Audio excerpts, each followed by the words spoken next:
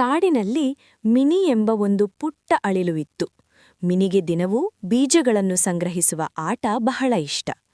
ಒಂದು ದಿನ ಅದು ಕಾಡಿನಲ್ಲಿ ಓಡಾಡುತ್ತಾ ಇರುವಾಗ ಆಕಾಶದಲ್ಲಿ ಕಪ್ಪು ಮೋಡಗಳು ಕೂಡಿಕೊಳ್ಳುತ್ತವೆ.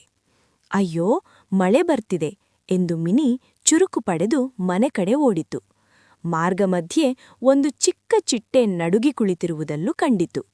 ಮಿನಿ ಕೇಳಿತು, ಚಿಟ್ಟೆ, ನೀನು ಏಕೆ ನಡುಗ್ತಿದ್ದೀಯಾ? ಮನೆಗೆ ಹೋಗಬೇಕಲ್ಲ? ಚಿಟ್ಟೆ ದುಃಖದಿಂದ ಹೇಳಿತು, ಮಿನಿ, ನನ್ನ ರೆಕ್ಕೆ ಒದ್ದೆಯಾಗಿದೆ, ಹಾರೋಕೆ ಆಗ್ತಿಲ್ಲ. ಮಿನಿ ಕ್ಷಣವೂ ಯೋಚಿಸದೆ, ಬಾ, ನನ್ನ ಜೊತೆ ಬಾ, ನನ್ನ ಬಾಲದಿಂದ ನಿನ್ನನ್ನು ಮಳೆಯಿಂದ ಕಾಪಾಡ್ತೀನಿ ಎಂದು ಹೇಳಿತು.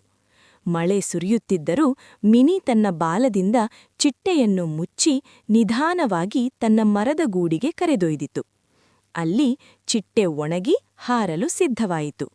ಅದು ಮಿನಿಗೆ ಹೇಳಿತು, ಧನ್ಯವಾದಗಳು ಮಿನಿ, ನೀನು ನಿಜವಾದ ಸ್ನೇಹಿತ. ಮಿನಿ ನಗೆ ಮಾಡಿ ಹೇಳಿತು, ಸ್ನೇಹಿತರಿಗೆ ಸಹಾಯ ಮಾಡೋದು ನಮಗೆ ಸಂತೋಷ ಕೊಡುತ್ತೆ.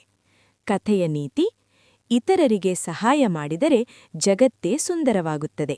ದಯವಿಟ್ಟು ಲೈಕ್, ಶೇರ್ ಮತ್ತು ಸಬ್ಸ್ಕ್ರೈಬ್ ಮಾಡಿ.